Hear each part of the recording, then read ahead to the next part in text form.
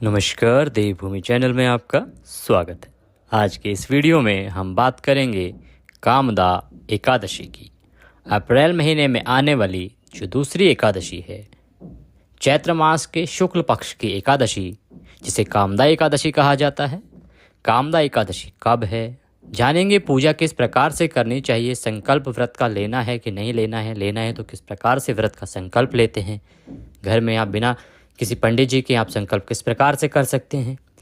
पारण की विधि क्या होनी चाहिए, पारण आपको कब करना चाहिए, पारण के नियम क्या हैं, व्रत के साधारण नियम क्या हैं जिनका पालन तो हमें अवश्य ही करना चाहिए, अन्यथा वह व्रत हमारे लिए लगता नहीं है, उसका फल हमें प्राप्त नहीं होता है। तो जो कुछ साधारण सामान्य नियम हैं जिनका सामान्य जन को भी पालन करना चाहिए, उन नियमों के बारे में भी आज के इस वीडियो में हम जानेंगे और पारण का समय और शुभ मुहूर्त आपको बताया जाएगा। आइए बढ़ते हैं वीडियो की तरफ। उससे पहले आपसे विनम्र प्रार्थना है कि वीडियो अच्छा लगे तो उसे लाइक अवश्य करें, जितना हो सके शेयर करें, क्योंकि सही जानकारी, अच्छी जानकारी, भगवत कृपा को पाने वाली जानकारी अगर आप प्रसारित करते हैं, कहीं भेजते हैं, तो उसका फल, अगर वो उस व्रत को कर रहे हैं, उससे कुछ फल पा रहे हैं, उसका हिस्सा भी आपको ही मिलता है। इसीलिए इसकी लिंक को जितना ज़्यादा हो सके शेयर कीजिए। इससे जितने लोगों को फ़ायदा होगा उनका पुण्य भी कुछ हिस्सा आपको प्राप्त होगा। चैनल पर नए हैं तो चैनल को सब्सक्राइब करना ना भूलें। इससे सभी धार्मिक जानकारियाँ कि कौन सा व्रत त्यौहार कब है, किस प्रकार से करना चाहिए, वो सारी जानकारी समय से आपको मिलती रहेगी। आपको इधर उधर ढूंढने की ज़रूरत भी नहीं रहेगी और कभी कोई व्रत आपसे छूटेगा भी नहीं। आइए बढ़ते हैं वीडियो की तरफ। हर साल चैत्र मास के शुक्ल पक्ष की एकादशी तिथि को कामदा एकादशी के रूप में मनाया जाता है। इस दिन भगवान विष्णु के साथ ही माता लक्ष्मी की भी पूजा अर्चना की जाती है। साथ ही उनके निमित्त एकादशी का व्रत किया जाता है। कामदा एकादशी का व्रत भगवान विष्णु के लिए रखा जाता है। यह एकादशी बहुत ही अधिक फलदायी मानी गई है।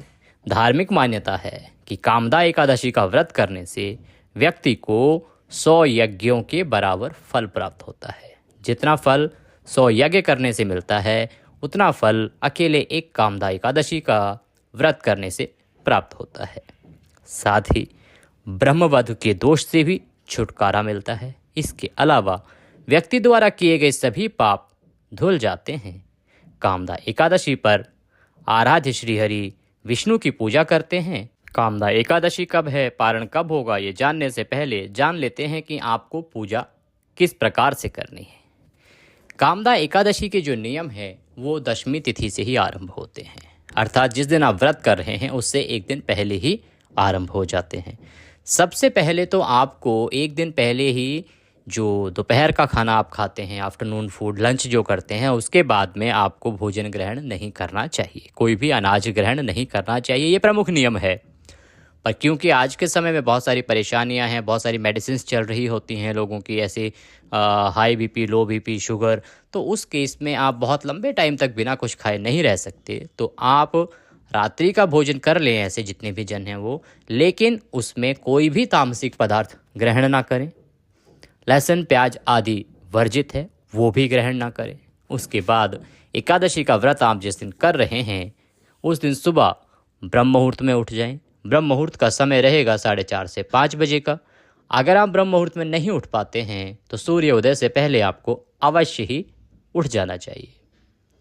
स्नान आदि करने के बाद स्वच्छ वस्त्र धारण करके सर्वप्रथम सूर्य को जल दें। सूर्य को जल देने के बाद आपका जो पूजा स्थल है, जहाँ पे आप पूजा करते हैं, कोई मंदिर आपने बना के रखा है, जहाँ भी आप एकादशी की पूजा करते हैं, करना चाहते हैं, वहाँ पर एक आसन लगाकर बैठ जाएं। एक चौकी अगर आपके पास है तो कोई चौकी लें, लकड़ी का कोई पटरा है तो वो लें। उस पर भगवान श्री हरि विष्णु की कोई प्रतिमा या तस्वीर स्थापित करें।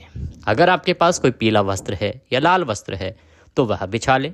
अगर नहीं है तो आप अक्षत के रूप में या पुष्प के रूप में भगवान को आसन दें और उसके ऊपर भगवान श्री हरि विष्णु की कोई प्रतिमा या तस्वीर स्थापित करें। एक लोटा लीजिए, लोटे में शुद्ध जल लीजिए, जल में थोड़ा गंगा जल मिला लीजिए। अब हम भगवान का अभिषेक कराएंगे, उनका स्नान कराएंगे। स्नान कराने के लिए अगर आपके पास कोई प्रतिमा है जिसको स्नान कराया जा सकता है तो आप पंचामृत बनाइए। घी, दूध, शहद, दही और शक्कर इस प्रकार से पंचामृत बनाइए, पंचामृत से प्रभु का अभिषेक कराइए और फिर आप शुद्ध जल से अभिषेक कराइए, जो आपने लोटे में गंगा जल मिला के जल बनाया है।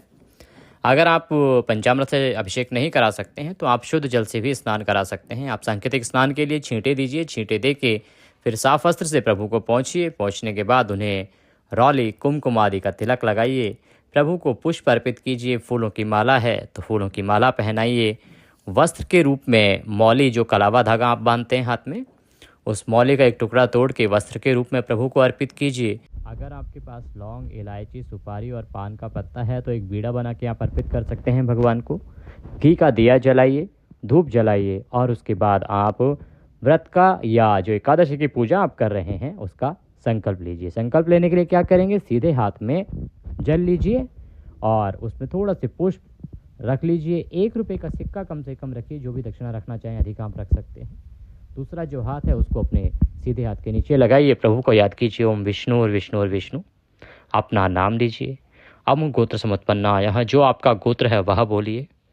अमुक स्थान है, जिस स्थान पर आप विराजमान हैं, कि प्रभु मैं इस गोत्र में उत्पन्न इस स्थान पर आपके एकादशी व्रत करने का संकल्प लेता हूँ, आप मेरे इस उद्देश्य की पूर्ति करें। वहाँ पे आप उद्देश्य बताएंगे कि आप किस उद्देश्य से यह व्रत कर रहे हैं, क्या कामना है आपकी। आप मेरा ये व्रत स्वीकार करें और मैं इसको अच्छे से कर पाऊँ, इतनी शक्ति दें। इस प्रकार से संकल्प लेके आप भगवान के चरणों में छोड़ दीजिए। इसके बाद भगवान को प्रणाम करेंगे। भगवान की जो एकादशी की कथा है, कामदा एकादशी की कथा, उसका श्रवण करेंगे। आपके पास कथा पुस्तक है तो आप उसको पढ़िए वहाँ से। अन्यथा आप हमारे चैनल पर भी एकादशी का माहात्म्य, एकादशी की जो कामदा एकादशी की कथा है वह सुन सकते हैं। हम प्रत्येक एकादशी की कथा आपके लिए लेके आते हैं, अपलोड करते हैं, तो आप वहाँ से हमारा वीडियो देख के भी कथा सुन सकते हैं। कथा सुन के भगवान की आरती करेंगे। आरती करके भगवान को भोग लगाएंगे। भोग में नियम है कि तुलसी दल का होना आवश्यक है। आपको तुलसी का पत्ता भगवान श्री हरि को अवश्य अर्पित करना है, क्योंकि भगवान श्री हरि बिना तुलसी पत्र के आपका जो भोग है उसको स्वीकार नहीं करते हैं। और तुलसी दल उतारने का, तुलसी के पत्ते को तोड़ने का भी एक नियम है। एकादशी को आप तुलसी को हाथ नहीं लगा सकते हैं, इसीलिए तुलसी का पत्ता आप दशमी तिथि को ही उतार के रख लें। उसके बाद आप भोग में भगवान श्री हरि को जो भी आपके पास फलहार आपने बनाया है उसका भोग लगाएंगे। भोग लगा के फिर बाकी बंधु बांधवों को प्रसाद वितरित करेंगे। अपना दिन जो है वो दैनिक चर्या के हिसाब से व्यतीत करेंगे। ध्यान रखना है कि आप अपने मन को इधर उधर भटकने ना दें, भगवान श्री चरणों में लगा रहे और शुद्ध सात्विक तरीके से अपना पूरा दिन व्यतीत करेंगे। किसी भी प्रकार के व्यभिचार के विचार आपके मन में नहीं आने चाहिए और शुद्ध विचार के साथ आप दिन व्यतीत करते हुए रात्रि को हो सके तो थोड़ा जागरण कीजिए, भगवान श्री हरि का कीर्तन कीजिए और अगले दिन आप व्रत का पारण करेंगे। पारण का नियम और समय हम आपको आगे बताएंगे। पहले जान लेते हैं कि कामदा एकादशी का यह व्रत आपको कब करना है। ये चैत्र मास के शुक्ल पक्ष की एकादशी तिथि जो है वो आरंभ हो रही है 18 अप्रैल की शाम को 5:31 पर और ये समाप्त होगी 19 अप्रैल को शाम को 8:04 पर। इस प्रकार से उदयातिथिमान के अनुसार एकादशी जो है वो मनाई जाएगी। 19 अप्रैल को एकादशी का व्रत किया जाएगा। 19 अप्रैल को व्रत कीजिए और इसका पारण होगा 20 अप्रैल को। 20 अप्रैल को आप सुबह ब्रह्म मुहूर्त में उठें या सूर्योदय से पहले उठ जाएं। स्नान आदि करने के बाद सूर्य को जल दें। जहां आपने एकादशी की पूजा की है वहीं पे आप बैठ जाएं। भगवान को पुनः स्नान कराएंगे। स्नान करा के साफ वस्त्र से पहुँच के उनको रौली कुमकुम आदि से तिलक लगा के और पुष्पों की माला पहनाएं। दिया आपने अगर अखंड जलाया है तो अच्छी बात है, अन्यथा पुनः एक घी का दिया जलाएं। उसके बाद भगवान से प्रार्थना करें, हाथ में पुष्प ले लें, भगवान से प्रार्थना करें कि हे श्री हरि विष्णु, हमने आपका यह कामदा एकादशी का व्रत किया, इसमें कोई गलती, कोई त्रुटि, कोई भूल हमसे हुई हो तो उसे क्षमा करें, क्योंकि आप तो दया सिंधु हैं और हम आपके दर के भिखारी हैं। प्रभु, गलतियों को क्षमा करते हुए हमें दया का आशीर्वाद प्रदान करें और इस व्रत को स्वीकार करें। वह पुष्प भगवान के चरणों में अर्पित कर दीजिए, भगवान को प्रणाम कीजिए।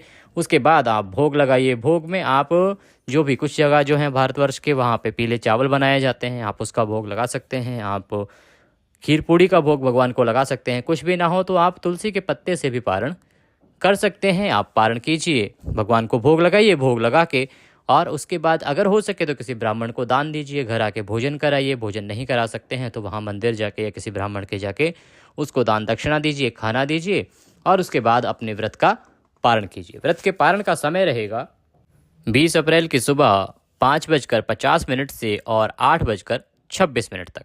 तो इस समय में आप व्रत का पारण कीजिए, अपना व्रत खोलिए। भगवान श्रीहरि की कृपा आपको अवश्य ही प्राप्त होगी और उनके आशीर्वाद से आपकी सभी मनोकामनाएं पूर्ण होंगी। वीडियो के कमेंट बॉक्स में जय श्रीहरि लिखना ना भूलें, इससे भगवान श्रीहरि का आशीर्वाद आपको प्राप्त होगा। आज के इस वीडियो में अभी के लिए इतना ही। अगले वीडियो में फिर होगी आपसे मुलाकात, तब तक के लिए जय श्रीहरि।